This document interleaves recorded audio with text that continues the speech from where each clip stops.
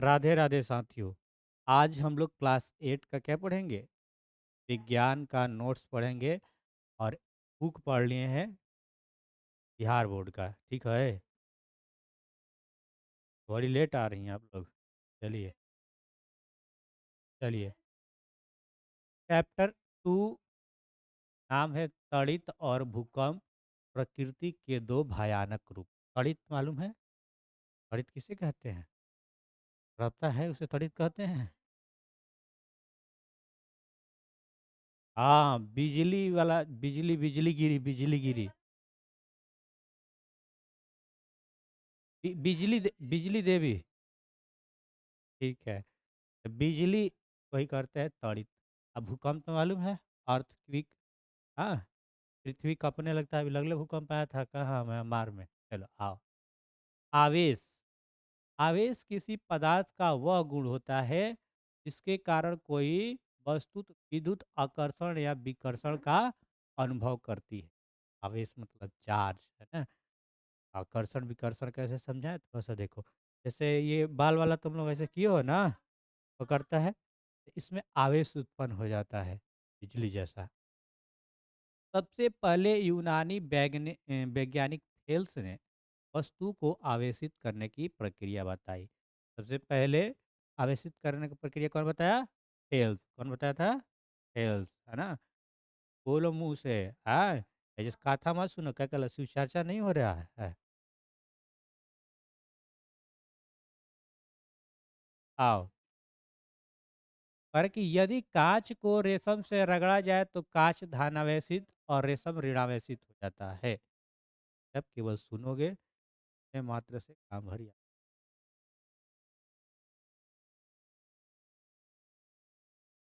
हाँ, और जब पूछा जाए बोलने लग तो बोलेंगे, ठेहा हटा लेंगे, ऐसे ऐसे वाला। हाँ, तो गाल पे ठेहा लगाए हैं। आओ। सर्वप्रथम अमेरिकी वैज्ञानिक, नाम है इनका बेंजामिन फ्रैंकलिन। नाम देख लो तो हिंदी पढ़ने नहीं आएगा। क्या लिखा है? बेंजामिन फ्रैंकलिन ने बादलों के रगड़ के होने वाली विद्युत का पता लगाया। उसने अपने प्रयोग में पतंग का इस्तेमाल किया था। पढ़े थे बुक।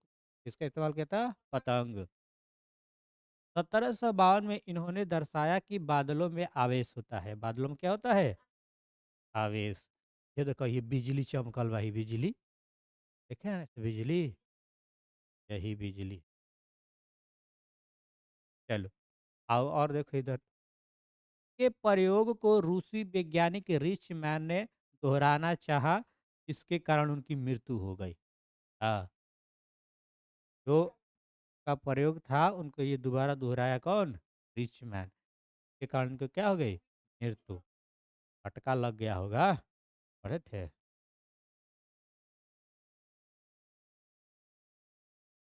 चलो।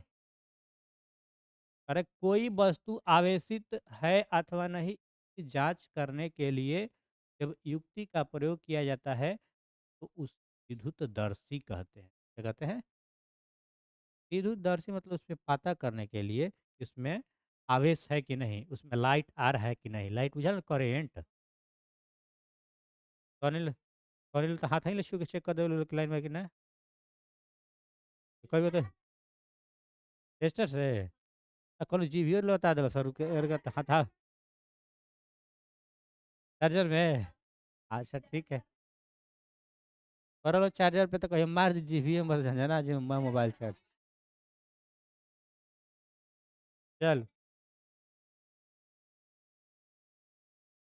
आगे बढ़ा जाए। आवेश को एक स्थान से दूसरे स्थान तक आने को आवेश का चालन कहते हैं। आवेश के चालन को ही विद्युत धारा कहा बात है। तो आवेश है, मान लो एक स्थान से दूसरे स्थान पर जाएगा। हैं?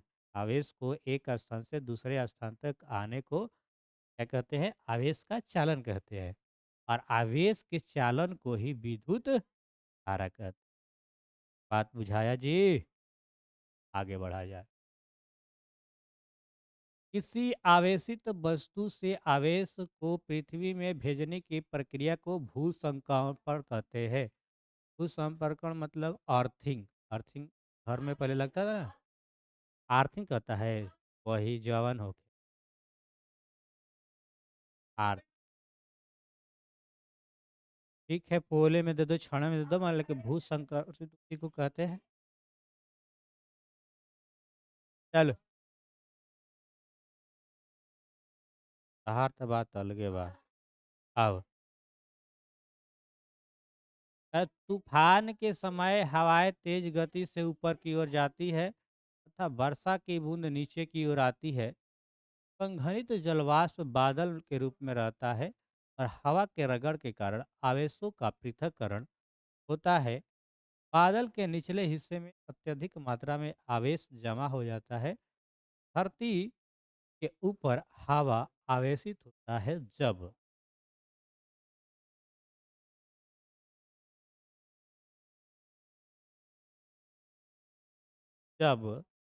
संचित आवेशों का परिणाम अत्यधिक हो जाता है तो धनावेश और ऋणावेश के बीच विद्युत प्रवाह के कारण चमकीलियां धारियां दिखाई देती है और तीव्र ध्वनि सुनाई पड़ता है। इसे हम तड़ित कहते हैं। जो चमकीला दिखाई देता है उसे क्या कहते हैं? तड़ित।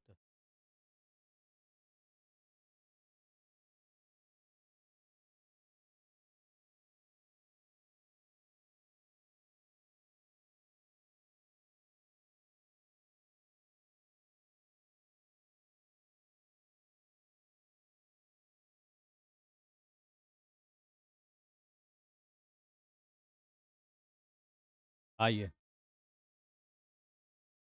एक गर्म पानी पिया जाता है कि गला ठीक रहे। गला आगे बढ़ो। इसे हम तड़ित कहते हैं। बोलचाल की भाषा में इसे बिजली गिरना कहते हैं। क्या कहते हैं? बिजली गिरना, बिजली गिरी। बिजली गिर जाती है ना, बिजली देवी मत कहना था, मार हो जाएगी। बिजली गिरना, आवेशों को मिलने और पृथ्वी तक आ जाने की इस प्रक्रिया को विद्युत विसर्जन कहते हैं। क्या कहते हैं? कटरे मछिया। आगे बढ़। अरे, विद्युत विसर्जन की प्रक्रिया दो या अधिक बादलों के बीच अथवा बादलों तथा पृथ्वी के बीच हो सकती है। अब देखो क्या है नेक्स्ट। कह रहा है कि तड़ित से सुरक्षा के उपाय। तड़ित मतलब तड़ित बिजली है ना, तो बिजली गिरता है तो सुरक्षा का उपाय क्या करेंगे? हैं?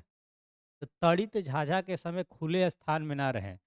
जब लग रहा है बारिश हो रही है, बिजली गिर सकता है, तो खुला स्थान में ना रहें। पिछली साल कोई किसी के देह पे गिरा था ना उधर का। हाँ, केनू जादव। और कुछ दिन पहले चल चल गए थे।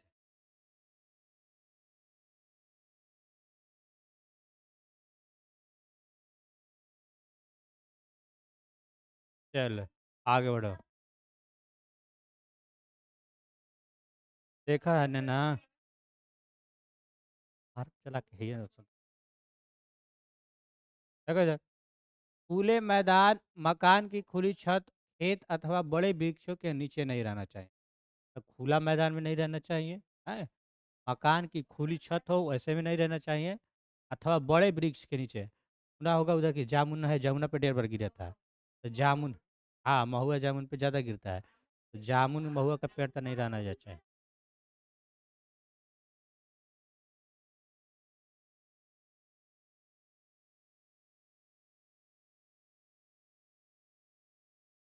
हाँ, छोटे वृक्षों के नीचे शरण लेना चाहिए। छोटे वृक्ष के नीचे शरण लेना चाहिए कि बिजली ना गिरे। शरण मतलब रहना चाहिए।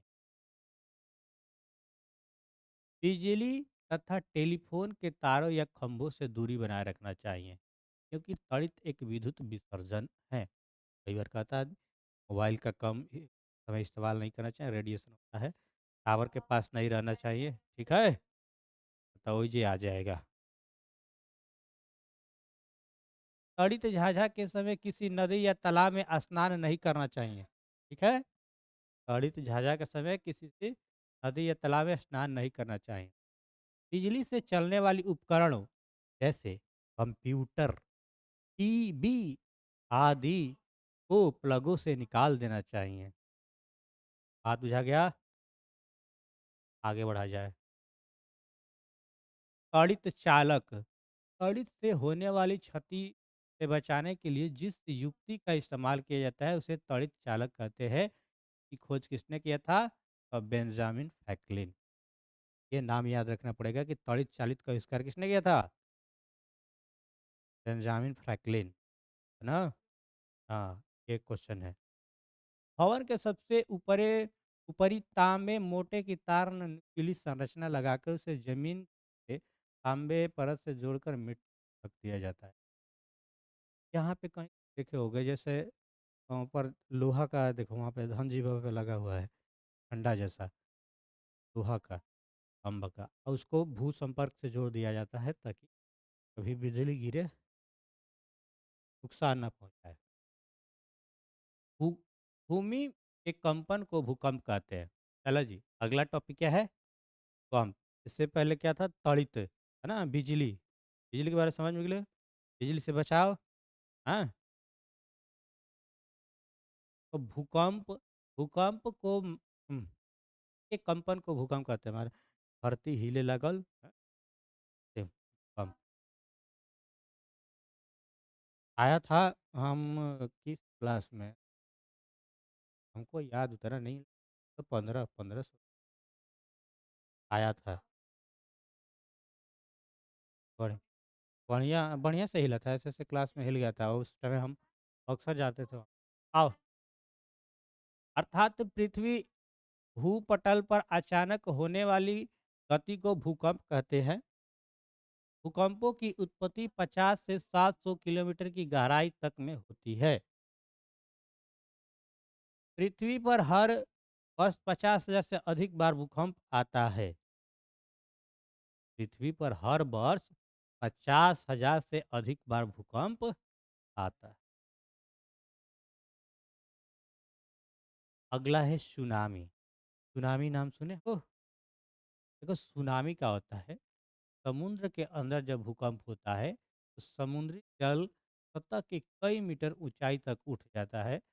इस समुद्र तट पर जान माल की क्षति होती है जिसे कहते हैं समुद्र है हलचल होगा और जो पानी है वो कई मीटर तक ऊपर तक जाएगा। ना भी अगल बगल आदमी बसल बने, जान माल की भूकंप के कारण पृथ्वी के बाहरी परत कठोर खंडों से बना है जिसे प्लेट कहते हैं और इन प्लेटों में प्रति वर्ष कुछ सेंटीमीटर गति करती है। ठीक, इन प्लेटों का एक झटके के साथ अलग होना या टकराना पंप कहलाता है। जैसे मान लो पृथ्वी है कई प्लेटों में नीचे, एक साथ जब टकराएगा तो क्या होगा? हिलेगा।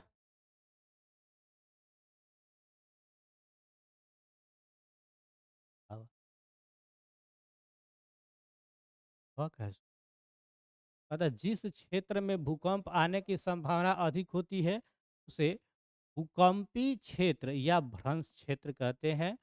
इस क्षेत्र में गुजरात के कच्छ का रण, राजस्थान और गंगा के मैदान कश्मीर आते हैं। ये वो क्षेत्र है जहाँ भूकंप ज़्यादा आते हैं। ये डेट याद रखोगे 26 दिसंबर 2004 को बंगाल की खाड़ी में विशाल सुनामी आया था। बेचारों का जन्मदिन भर रहे में बस दक्षिण भारत के तटीय क्षेत्रों में 40,000 लोग मारे गए थे। कितना मारे गए थे? 40,000। 26 जनवरी 2001 को, ये देखो इधर, ये बहुत इम्पोर्टेंट है। 26 जनवरी 2011 11 कहते हैं, एक को गुजरात के भूज जिले में बड़ा भूकंप आया था। कई बार कंपटीशन में भी पूछा गया है। 26 जनवरी 2001 में गुजरात के भूज में हाँ, बड़ा भूकंप आया था। हाँ, वो जी। तो पृथ्वी की संरचना जब पढ़ेंगे, हाँ, पृथ्वी की संरचना में क्रूड आएगा। क्या आएगा? क्रूड। हाँ, पृथ्वी के सबसे अंदर के भाग को क्रूड कहा जाता है। पृथ्वी के सबसे अंदर के भाग को क्या कहा जाता है? क्रूड कहा जाता है। भूकंप को मापने के लिए भूकंप लेखी कभी नहीं पूछा जाएगा। ये याद रखना है नाम सिस्मोग्राफ। पूछे हम कि भूकंप किससे नापा जाएगा? सिस्मोग्राफ से। हाँ, भूकंप मापी यंत्र कौन है? तो सिस्मोग्राफ। और ये जो बताएगा कि कितना कितना की तीव्रता था, वो है रिएक्टर स्केल। किसी भूकंप की शक्ति के परिणाम के लिए रिएक्टर पैमाने या स्केल पर व्यक्त किया जाता है। कितना तीव्रता था, है ना? पंप के। रिएक्टर स्केल का आविष्कार 1935 में भूभौतिक शास्त्री चार्ल्स रीटर द्वारा किया गया था। किसके द्वारा किया गया था? चार्ल्स रीटर द्वारा। यहाँ पे दो बात याद रखना है कि भूकंप मापने वाले यंत्र का नाम सिस्मोग्राफ, ठीक है। पृथ्वी के सबसे अंदर भाग को क्रोड कहा जाता है। और जिस पैमाने पर भूकंप की तीव्रता दिखाया जाता है कि कितना तेज भूकंप था, कहता है कि 5.6 था, 7 था, कितना था, वो दिखाया जाता है रिएक्टर स्केल पर, रिएक्टर पैमाने पर, ठीक है। इतना ही। ये तो ये भी याद रखो तो चलेगा। तो चार्ल्स रिटर को आगे बढ़ाया जाए।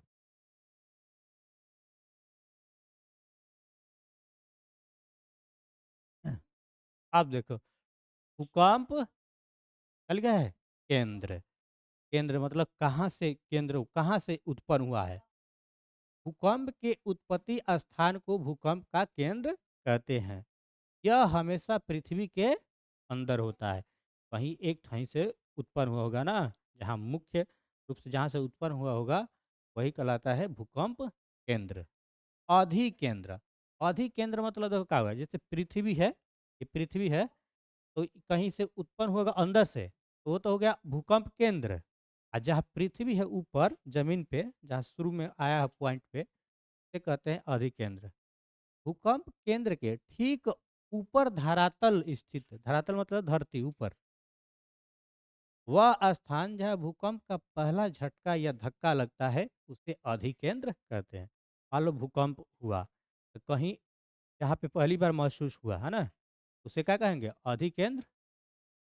यहाँ पे जहाँ पहला झटका या पंप जैसा आए। बात बुझाइल हो? बात कहे करता रू, बुझाइल चाहता रू। दुनिया में सबसे अधिक भूकंप जापान में आता है। कहाँ आता है? जापान का है, पड़ोसी है। हाँ। तथा ऑस्ट्रेलिया में भूकंप नहीं आते हैं। पहले ना पूछ रहा था तुम, कौन पूछ रहा था कि कहाँ भूकंप नहीं आता है, तो याद रखेगा कहाँ नहीं आता है। ऑस्ट्रेलिया में भूकंप नहीं आता है, और सबसे ज़्यादा भूकंप किसमें आता है? जापान में।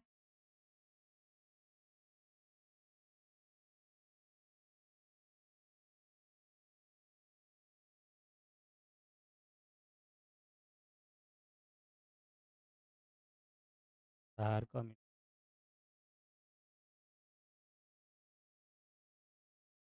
कल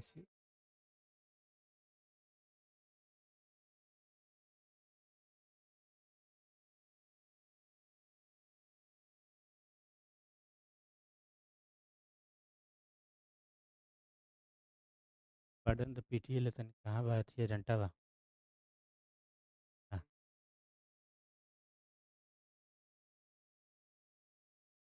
तो पहले पूछो, जो पूछ रहे हैं बताएगा।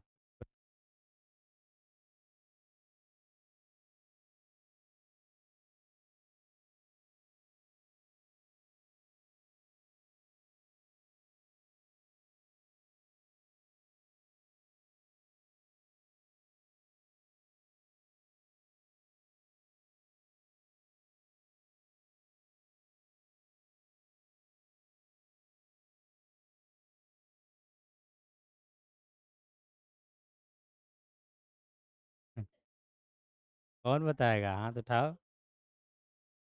ठीक है, बताए। याद।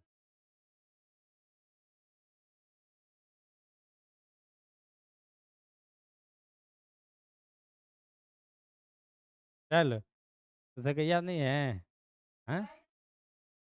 हाँ, चल आओ, सब एथी में लिख के इसको याद करेंगे, सिस्मोग्राफ होगा। आगे बढ़ा। पूछा जाएगा दुनिया में सबसे अधिक भूकंप कहाँ आता है, तो क्या बताओगे? जापान में। तथा सबसे कम ऑस्ट्रेलिया में, चाहे आता ही नहीं है। पृथ्वी के सबसे बाहरी परत कठोर खंडों के समूह को इसे प्लेट कहते हैं, ठीक है। समीर, समीर नाम सुना है ना? जब हवा की चाल बहुत कम हो उसे समीर कहते हैं। हवा जब मंद मंद मंद मंद मंद चले उसे समीर कहते, ठीक है। मंद मंद आगे बढ़ा जाए।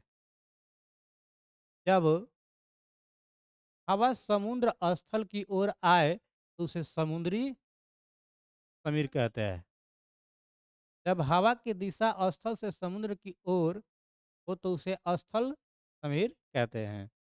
पूरब की ओर आने वाले पवन को पूर्वा पवन कहते हैं। पश्चिम से आने वाले पवन को पछुआ पवन कहते हैं। तो भोजपुरी में कहता है कि पूर्वा बहता है पछुआ बहता, वही है पवन मतलब हवा, जाता है ना, पूर्वाही पश्चिमाही। बंगाल में गर्मी के मौसम में धूल भरी आंधी को काल बैसाखी कहा जाता है। कहो यो मालूम है? काल बैसाखी मालूम है? आ, लू तो तुम लोग को मालूम ही होगा, लू किसे कहते हैं? कब होता है? लू को वही लू है।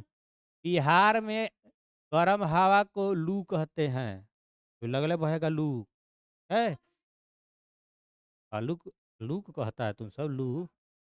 आगे पवन, पवन के बारे में जानते हैं?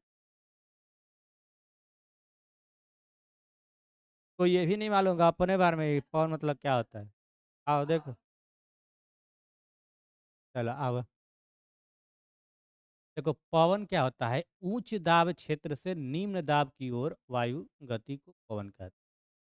जो हवा होता है वो उच्च दाब से कहा जाता है निम्न दाब की।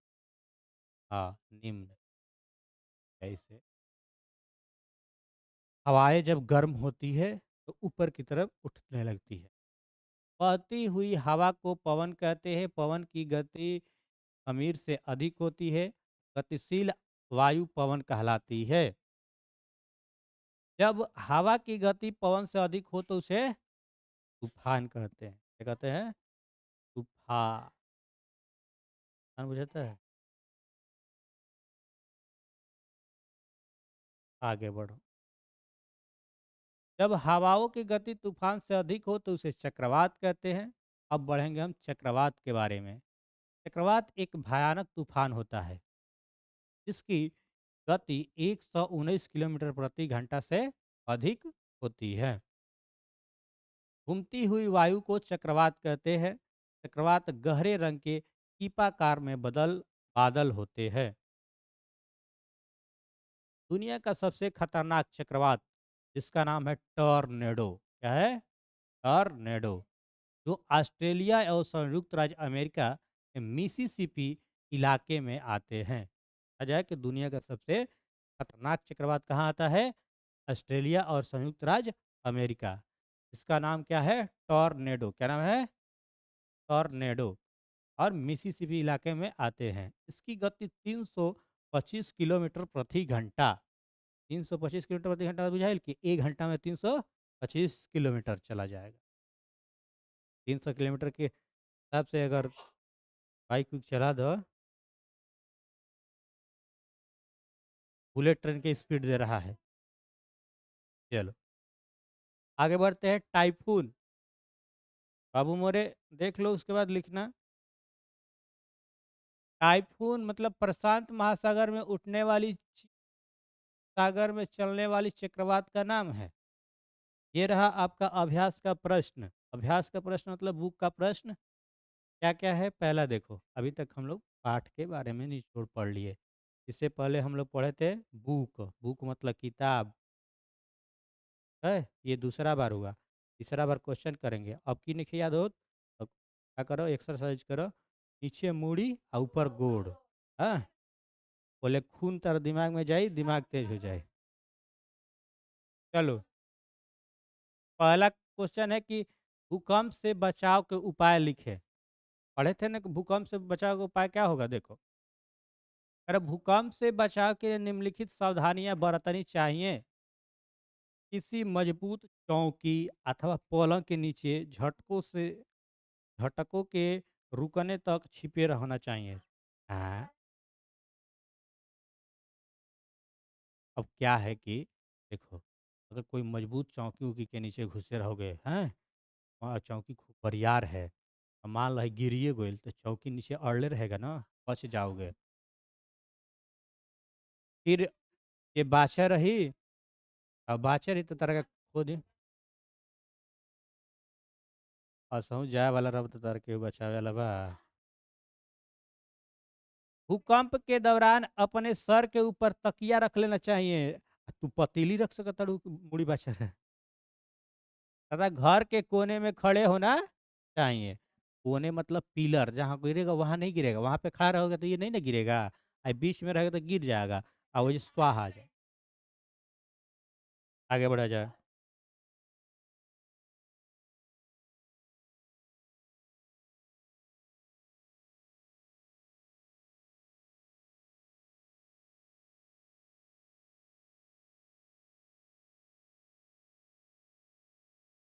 अगर भारी वस्तुओं से दूर हटकर रहने का प्रयास करना चाहिए। भूकंप के समय क्या करना चाहिए कि जो भारी वस्तु है से दूर, अगर देहिए पे गिर जी बोरी उरी भरिया रही ओजे दब जीबा, ताकि कहीं वे वस्तुएं शरीर पर गिर न जाए। कहाँ गिर न जाए? शरीर पर। बात बुझाया? बोला हाँ। बोला हाँ। चला आगे बढ़। यदि घर के बाहर हो तो भवनों, बिजली के तारों और वृक्षों से दूर खुले स्थान में लेट जाना चाहिए। लेट जाना बुझाता है ना? हाँ, बहुत बढ़िया। अगला क्वेश्चन। क्वेश्चन दूसरा नंबर। सर्दियों में स्वेटर उतारते समय चिट चिट की आवाज होती है क्यों? ऐसा देखा है? हाँ, धोती फेंकता है। किसके कारण फेंकता है? आवेश के कारण। आइए, वही आवेश है। आओ।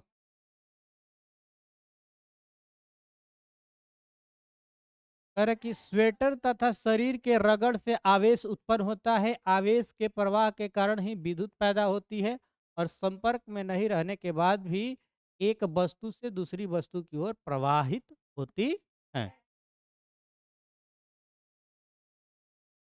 और इस प्रवाह को विद्युत का उत्सर्जन कहा जाता है। इस कारण तीव्र प्रकाश चिनगारी के रूप में उत्पन्न होती है। इससे चिनगारी निकलती है और चिट चिट का आवाज मालूम पड़ता है।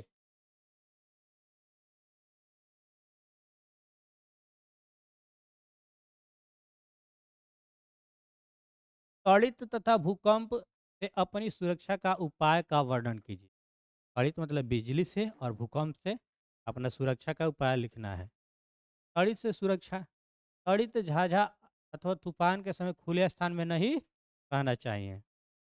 बिजली तथा टेलीफोन के तारों के खंभों से दूरी बनाए रखना चाहिए, क्योंकि त्वरित एक विद्युत विसर्जन है। किसी भी बिजली से चलने वाली उपकरणों का प्रयोग से बचना चाहिए। मोबाइल वोबाइल का इस्तेमाल मत करिए, ऐसा नहीं तो पता है कि बतियाते बतियाते उड़ गए। त्वरित अथवा तूफान के समय नदी, तालाब आदि में स्नान नहीं करना चाहिए। हाँ, क्योंकि पानी में बिजली मारता है। अगर बिजली गिर गया पानी में नहा रहे होगे, करंट मार देगा। वातावरण शांत होने पर सुरक्षित स्थान से बाहर आना चाहिए। अब है भूकंप से सुरक्षा का उपाय। भूकंप से बचने के लिए आवश्यक सावधानियां बरतनी चाहिए। गड्ढे वाली जगहों को भरकर तालाबों, पोखरों के समीप घर बनाना चाहिए। है। घर की बनावट भूकंप रोधी होना चाहिए। घर के बीच दूरी होनी चाहिए। घर घर के बीच दूरी होनी चाहिए। सटले सटल बनावत रह हुनकर गिर जी मकान हमारा पे नु तो चलिए जाई हमने। है गिर जी हऊ बिना पिलरे के बाटे ऊपर तक बा। भूकंप के समय मजबूत चौकी, पलंग या टेबल के नीचे झटकों के रूप में छिप जाना चाहिए। संभव हो संभव हो तो सर के ऊपर तकिया, गद्देदार चीज रख लेना चाहिए। भारी वस्तुओं से दूर हटकर रहने का प्रयास करना चाहिए। भवनों, बिजली, तारों, वृक्षों से दूर स्थान पर लेट जाना। ठीक है। अगला एपिसोड में हम लोग चैप्टर 3 पढ़ेंगे। आज के लिए इतना ही। आप इसे देखिएगा। 2-4 बार देखिए, इसे नोट कीजिएगा। चलिए आप नेट करिए। ठीक है ना, तो मारम के अभी लहू फेंक देबू।